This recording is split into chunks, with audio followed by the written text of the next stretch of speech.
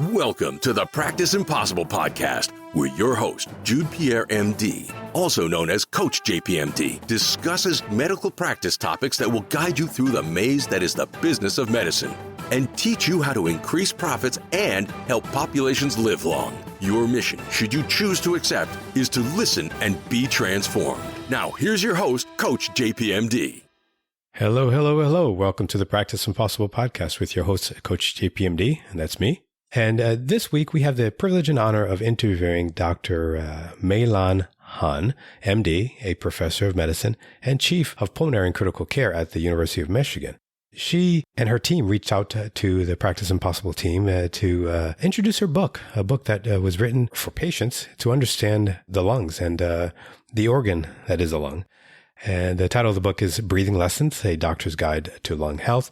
And it's going to be interesting to hear her origin story. And at the end, she gives us one thing that she thinks that physicians can do that can help them practice impossible, as she is doing. And you'll hear what she's done and what she continues to do in her practice up in Michigan. And I can't wait to share this conversation with you. So here we go. We are here today with Dr. MeiLan Han. I'm sorry, I'm butchering that name probably, Dr. Han. But she's a chief of pulmonary medicine at University of Michigan, professor in medicine, and also a spokesperson for the American Lung Association and author of a recent book, Breathing Lessons, A Doctor's Guide to Lung Health. And we're so happy and honored to have Dr. Han on our Practice Impossible podcast, talking about her experiences through life and what she's done and how she's able to manage all the things that she's doing. So Dr. Han, you want to introduce yourself and tell us what you do? Well, thank you for that introduction. So, my name is MeiLan Han, and I am Chief of Pulmonary and Critical Care Medicine at the University of Michigan. That's actually a relatively new title for me. I've been at the University of Michigan since '99, if you can believe it. I did both my residency and fellowship there, and then have been practicing ever since. But So where did you go to medical school? So this is maybe this is interesting for your listeners. I grew up in Idaho. Okay. In a town called Idaho Falls. It was a very unusual place to grow up. We had potato farmers. It's a heavily Mormon area. And then we had nuclear engineers, which is where my dad and my family fit in, because they had a fully operational nuclear test facility in the desert. And then they also had Navy there because they had a fully operational submerged nuclear sub in the desert as well. So it was an extreme...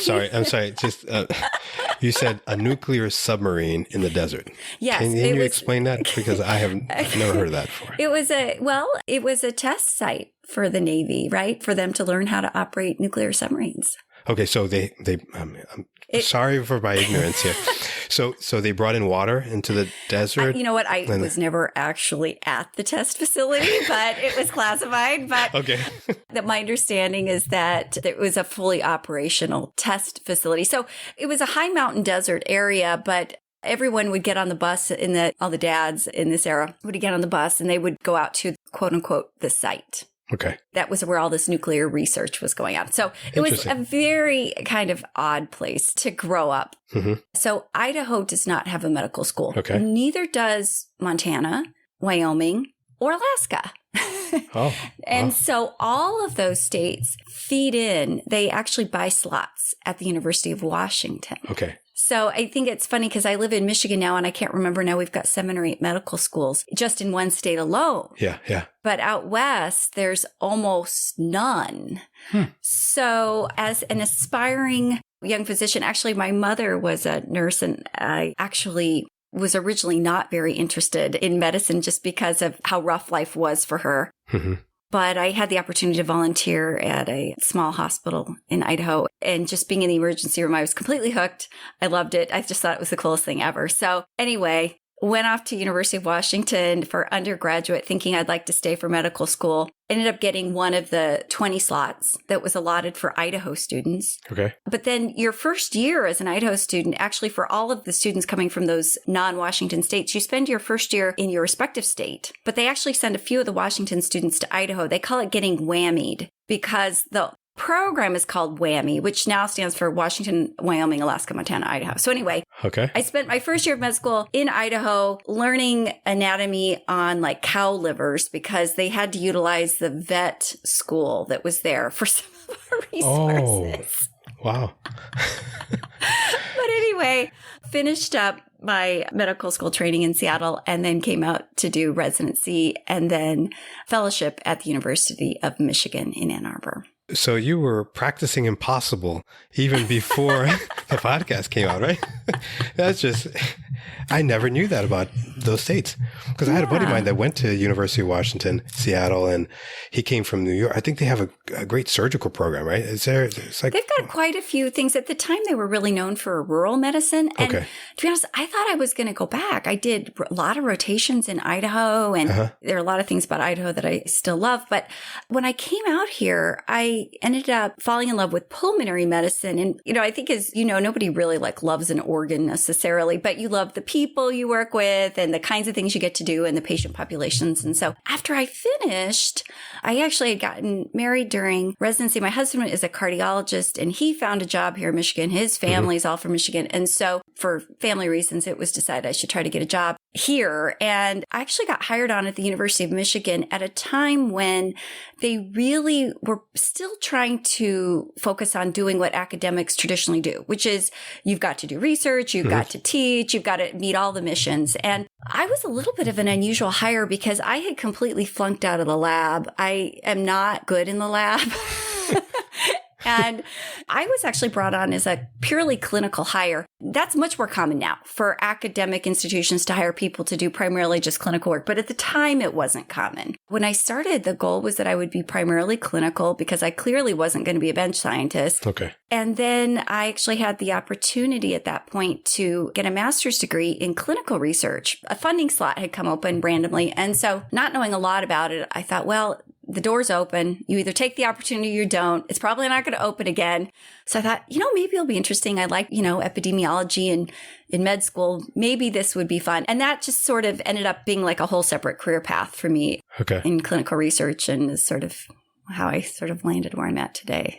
So part of your work is clinical research or are you doing more ICU work or what's your percentage of work breakdown? Over time, I have ended up doing more and more clinical research. So my bread and butter practice has been mostly outpatient medicine for a long time, but it's been kind of all over the place. I have done work in interstitial lung disease. I've also worked in our transplant program. I do a lot of CPD. I actually have an interest in women's health. But over time, clinical research has become a bigger and bigger focus of mine. So I do spend quite a bit of time doing that, in particular, working not just in clinical trials, but also a lot with the National Institutes of Health, trying to look at patients with COPD. And I do a lot of work also with imaging and how we can quantify some of the information from CT scans and use that for patient prognostication and things like that. Okay. So I know that, our audience is mainly looking in, or at least I'd like my audience to be more interested in managed care. And but you and your team reach out about the book that's coming out or that came out. Mm-hmm. And I have always thought of season 1 of Practice Impossible was about managed care. But what about teaching physicians about research medicine? What about teaching physicians about learning about academic medicine? So those are some of the things that I hope to do in the future, especially because not a lot of us go into research medicine. I did some research on this before this podcast, and it's only 1% of physicians actually do research medicine, which is crazy. I mean, I guess it started about 50 years ago. There are more PhDs, I guess, that are doing research, but MDs are not doing a lot of clinical research. So I'd love to be able to kind of pick your brain in the future about how that works, because there's money to be made in any field of medicine. But I think what we need to do is look at what you want to do, what the physician wants to do coming out. And I think allowing you to, or having you on our podcast allows us to see a different avenue, a different way of practicing. And that's why I'm happy to have you. So it sounds like you're doing a lot, right? So you wrote a book, professor of medicine, chief of pulmonary and critical care, wife, a mother. When do you have time to do all this stuff? How do you divvy your time? What does your day look like? Yeah, I just got groans from my husband when he found out I was still on doing work this is the evening now. So I don't have some perfect solution. I am since I took over this new job, I am really burning the candle at all ends right now. And I think it's really hard. My day has changed so much during the pandemic. So I am the interesting thing about being an academic physician is I have in some ways, I have a lot of freedom to pursue passion projects and different research projects, and even to kind of change how much clinical care I do and what I do it in even. So, an average day for me really depends on whether I'm on service or not. So if it's one of my weeks on service, then I'm going into the hospital every day and I'm rounding with mostly actually the services I run are now with advanced practice providers, because either PAs or NPs, because they've really shrunk back, even in academic medicine, the number of residents that are available. So we are struggling with changes in even how we, have traditionally practiced, which has been sort of that resident attending model that everybody remembers from their own residencies. So we are increasingly utilizing APPs for certain services, as well as, having hospitals run services that don't involve residents at all. So, but on my non-days, I might be doing clinic, and that could be either at the hospital or it could be virtual now. Okay. And then, to be honest, the rest, it's Zooms that start at 7 in the morning and end at 7 at night. And those might be meeting with faculty or trying to clean out clinical problems, or it might be with research staff and trying to sort through problems with some of the clinical trials we're doing. So are you involved in the financial aspects of the academic side of medicine? Do you look at insurance contracts or look at how reimbursement is affecting your ability to hire additional staff or hire additional team members? The financial models in academic centers are really different and really complicated. So I oversee about 70 faculty. And I do have to make sure that our cash in is greater than our cash out. But that looks at all sorts of things, including RVUs for physicians, but also grant dollars. And so there's just lots of different kinds of income streams that I'm having to look at. I did some research on Medicare Advantage penetration just to kind of give a flavor, the MA flavor here. And Florida ranks number one at 48.7%, but Michigan is 45% penetration. So of the patients who have Medicare, they are enrolled in a Medicare Advantage plan. And so I'd be interested in finding out, what county are you in? Because there's a website, I can share that in the show notes, called Better Medicare Alliance, that allows you to kind of determine what the penetration is in your county. So what county are you working in? I am in Washtenaw County. Washtenaw.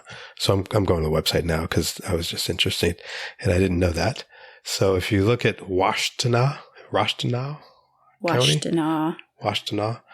County. So yeah, you have 62,000 Medicare Advantage eligibles, and 25,000 are enrolled in a Medicare Advantage plan. So it's 41% penetration, which is higher than the national average. So for us, what we try to do is kind of understand where our patients are going, because a lot of times when they go to the university systems are not as cost conscious as the community hospitals. So do you see any of that, or do you even deal with any of that in your practice? It's funny. I just looked it up. So there is a document I see here called the Michigan Medicine Participation Status in Medicare Advantage Plans. And so it looks like there are some that are considered in-network and some that are out of network. It's sort of a mix. And then a few that require prior auth. So I'm just looking through all of the ones. They must have them on this list because of them being available in Michigan. But I would say, just roughly eyeballing this list, maybe 75% we don't participate in. Interesting. That is something I hope our audience understands, because one of the things that I try to tell our residents or new grads is when you're going into a population, you kind of have to know what your payer mix is and what you accept and what you don't. And sometimes physicians get upset and, oh, well, this insurance is not covering this. And well, it depends on where you are. So if your penetration is only 10%, and most of it is going to be accepted because it's fee for service. But if your penetration is 40%, then you may have some struggles. And, it's just about awareness. That's what we're trying to bring to our audience.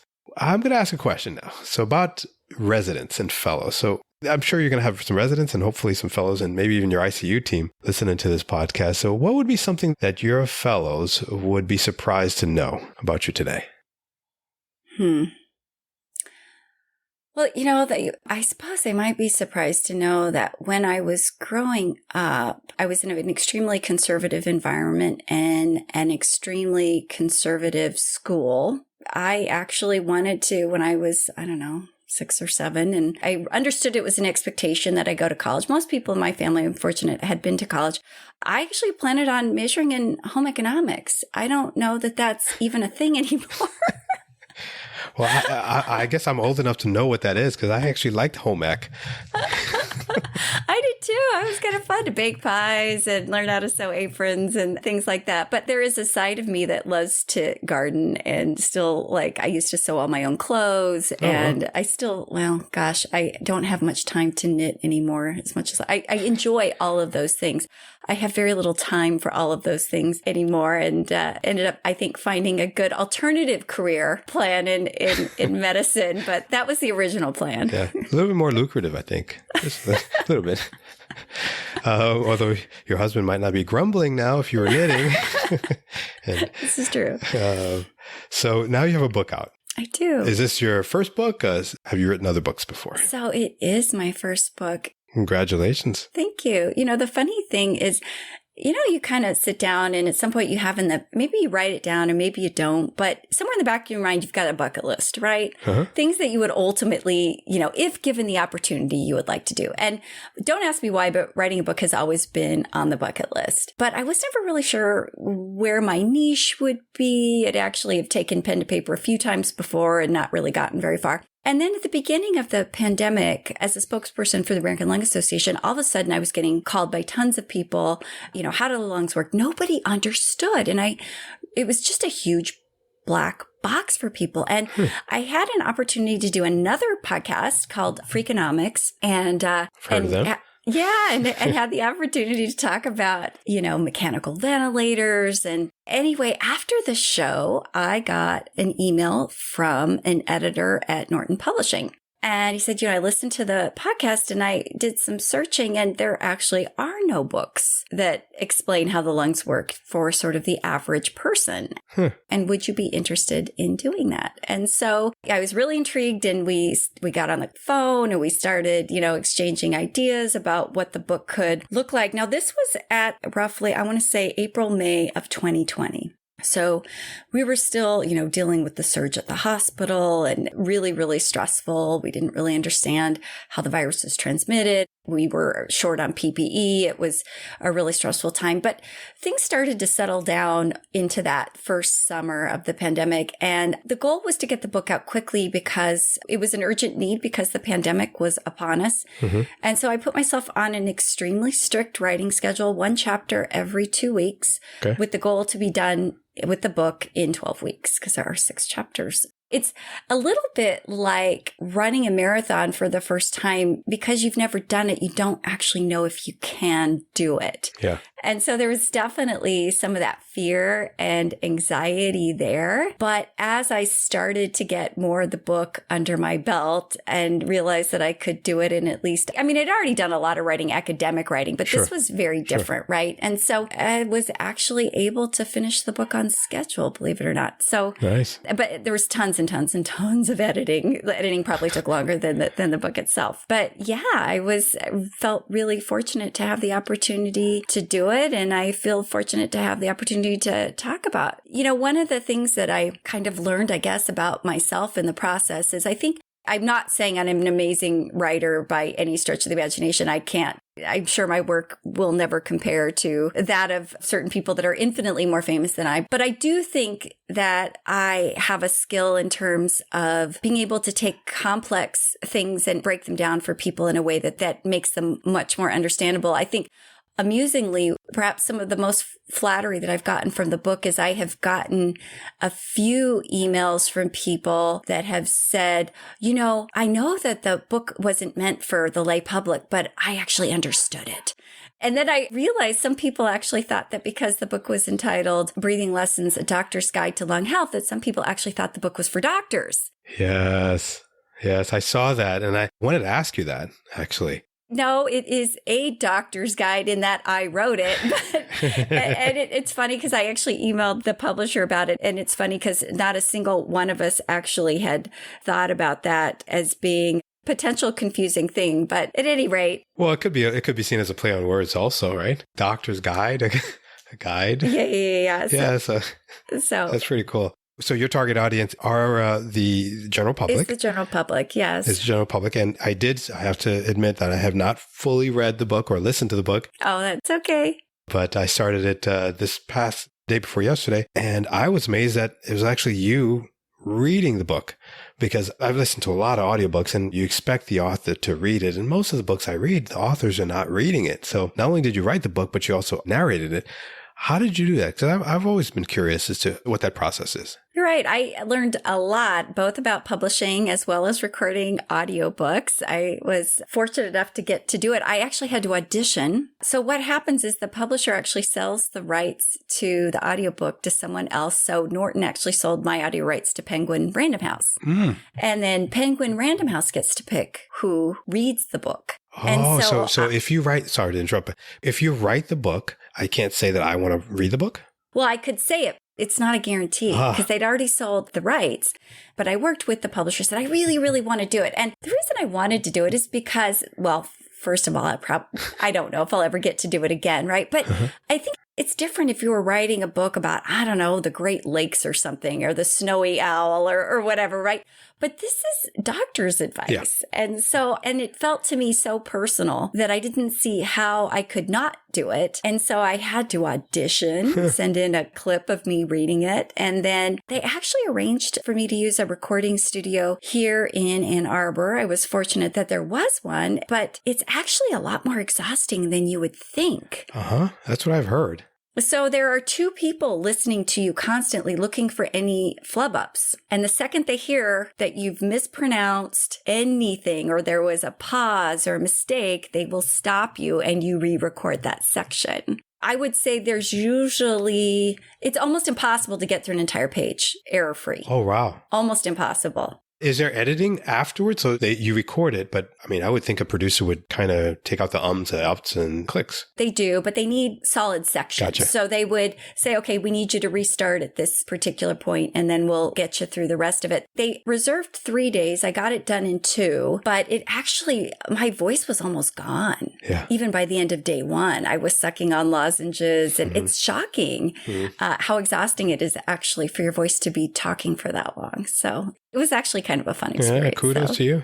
I know that's hard work. So I sometimes ask on the podcast is, as you've been practicing for 20 plus years, if I'm gathering right, the numbers are right? Yeah, roughly. Probably graduated around the same time. I didn't even think about that because I graduated. When did you graduate? I graduated medical school in 97.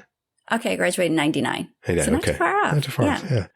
So what's one thing that you could tell a doctor today that by telling them it would make everything else easier or unnecessary for them? Or simpler for them. The one piece of advice that, if you told them this, if you knew that, it'd make everything else easy. Gosh, one thing that would make life easier. I don't know if this really makes life easier, but I think half the struggle with being a doctor fresh out of training is figuring out what stuff to worry about and what stuff not to worry about. At least that's what I felt like. I was sweating every single detail. Yeah. When I first got, oh my God, I'm going to give someone an ulcer if I give them ibuprofen. I worried about everything. And I think that perhaps, I don't know if it makes things easier, but I think perhaps to me, it makes life a little bit more reassuring is that I think that the one thing you learn as a physician over time is what to sweat and what not to sweat. And that part gets easier over time. And that so much of what we do does get to be more routine over time. Not that the job is ever quote unquote routine. Yeah. But I think many aspects of the job do get easier and more straightforward over time. But it takes a while before you really feel like you've hit your groove. I don't know if you agree with that experience or... I do. And I think it comes with the more patients you see, the more interaction with people that you see, maybe not even patients. I remember 1998, I got my Florida license and I was moonlighting in the urgent care at the Jackson Memorial Hospital, which is the largest hospital in the South, I think. And it was like 1,500 beds. But I was able to see 13, 14, 15 patients in an urgent care at a very young age. Wow. And that allowed me, I think, to get more experience. Yeah. And it speaks to what you're saying. I was able to not worry about certain things earlier than a lot of other physicians, as opposed to physicians who I feel like they come out, they don't want to moonlight, they don't want to do this, they don't want to do that, but then it decreases their opportunity to touch a patient and see the experiences that I might have seen 2-3 years earlier. So I think you're right. I will say one nice thing about being in an academic setting right after you graduate is it is nice. You're surrounded by so many people that have so much experience that it is really easy to just bug someone, anyone about what would you do in this situation? What would you do that in this situation? In fact, I even found myself going to the nurses of some of the more senior physicians saying, what does Dr. So-and-so usually do when they have one of these? And found that to be incredibly helpful. I think you're right. I think it is important to get sort of that depth and breadth of experience, as painful as it is, just to get it under your belt as soon as possible. Absolutely. And it makes you humble too, because you're going to make mistakes. You're going to do things that you're like, ooh, but hopefully it's not too bad of mistakes, but that allows you to get that experience though. So how do we find you? How do we find your book? I'm sure some of our audience is going to want to refer your book to their patients and maybe even read it themselves, because I was inspired to hear you reading the book. So, I eventually want to write a book as well. I'm not sure if I'll have the time to do the audio of it, but how do we find you? How do we get your book? Oh, thank you. So it's available at literally every single major bookseller, whether that's Barnes & Noble or Amazon or your local indie bookshop, at least for right now. Okay. But, you can also just find me, generally speaking, on just about every single social media outlet. Okay. As well as my website, drmeilanhan.com. I think that there's a lot in the book, probably even for physicians, even if you just skim it. In addition to talking about just how the lungs work and sort of general respiratory diseases, which, maybe physicians would skim that part. I do have a whole section on lung health and the fact that we don't really think about lung health or how to be proactive about lung health in terms of just thinking about things in your environment and how you can protect the air that you breathe and kind of all phases of life. So there's actually an entire chapter dedicated to that. And then I actually have an entire chapter at the end where sort of my reflections on how it is that we got to be where we're at. And by that, I mean in the middle of a respiratory pandemic where lung disease was the number one cause of death in the United States last year. And yet the funding and awareness for lung diseases has been historically low and unfortunately remains low.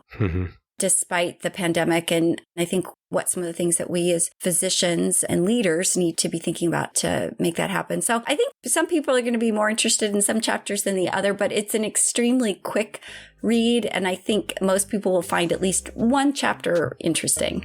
Well, I so appreciate you coming on the podcast. And the name of the book is Breathing Lessons, A Doctor's Guide to Lung Health. Thank you, Dr. Han, for being on the Practice Impossible podcast. And we'll have links to all the things that we discussed in the show notes. And thank you again. Thank you so much.